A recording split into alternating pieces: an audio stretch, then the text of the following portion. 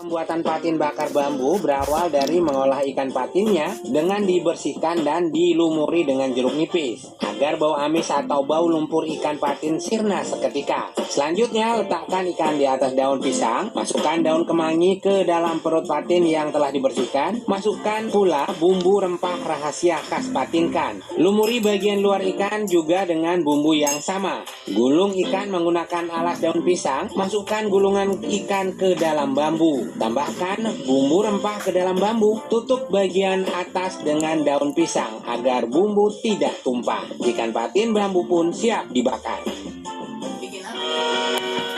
Dari tahun berapa sih Pak jualannya? 2019 itu saya mulai, 4 tahun. Memilih ini kenapa? Patin itu unik, susah kita untuk membuat dia nikmat. Patin itu aromanya kalau baru diangkat dari air atau dikolak, aromanya kurang baik. Itu tantangan buat saya, gimana caranya nikmat gitu. Jadi ini makanya pakai bambu hitam. Salah satu kunci terciptanya aroma sedap pada patin bakar berasal dari air bambu hitam yang masih dipertahankan hingga proses pembakaran.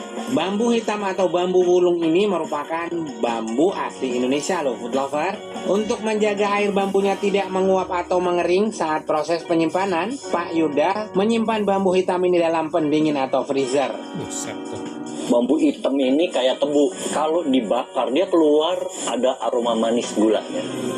Dicampur dengan bumbu, ikannya jadi sedap. Bambu hijau malah nggak enak rasanya, malah jadi rusak aromanya, cita rasanya hilang. Condongnya sih menu-menu patin itu di Palembang. Bapak Palembang bukan? Palembang ya, di kampung saya nih ya, diceritain mama saya, dia kalau lagi di desa, dia kan ada sawah, dia nyawa, mancing ikan, dapat dibakar aja pakai bambu. Paling pakai garam, pakai terasi. Sekarang kita create lagi dengan bumbu yang lebih enak supaya masuk rasanya ke siapa aja. Proses bakar ini butuh berapa jam? 1,5 jam udah kita hitung. Kelamaan, terlalu matang, nggak enak, ikannya jadi hancur. Kalau kurang juga rasanya kurang matang. Jadi 1,5 jam itu udah paling efektif dengan api yang stabil ya. Kita buat juga yang pindang patin tempoyak. Jadi agak ngampung dikit ya, makanan kampung banget itu sebenarnya. Kalau di Palembang bukan tempoyak yang favoritnya, lebih ke kuah biasa. Tapi kalau ini makanan kampung, ada tempoyaknya gitu. Usaha rumahan patinkan ini berada di daerah Kebayoran Baru. Agak masuk gang sedikit ya food lover, tapi kalau repot datang langsung bisa memesan online ya. Di sini bisa dibilang surganya kuliner ikan patin. Berbagai macam menu patin ada di sini.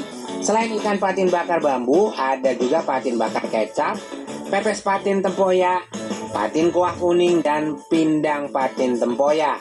Nah, sekarang Bu Lelit sedang menyiapkan bahan-bahan untuk memasak pindang patin tempoyak. Ini nih pemeran utamanya, tempoyak yang terbuat dari buah durian yang telah difermentasi. Tempoyak biasa digunakan sebagai bumbu masakan khas Melayu. Namun tempoyak juga bisa ditemukan di beberapa masakan Kalimantan. Lanjut, tumis laos, daun jeruk, serai, cabai, terasi, air rebusan asam kandis, dan bumbu merah khas patinkan. Tumis hingga wangi, lalu tambahkan garam, penyedap, dan gula. Jika sudah tercium aroma sedap dari tumisan, masukkan buah rampai alias tomat Lampung dan air secukupnya. Tunggu hingga mendidih, lalu masukkan ikan patin yang telah dibumbui. Ketika ikan mulai matang, masukkan tempoyak, potongan nanas, cabai besar, dan tomat hijau. Sentuhan terakhir diberi daun kemangi, pindang patin tempoyak pun siap disajikan. Menunya sudah lengkap, mari cicip food lover.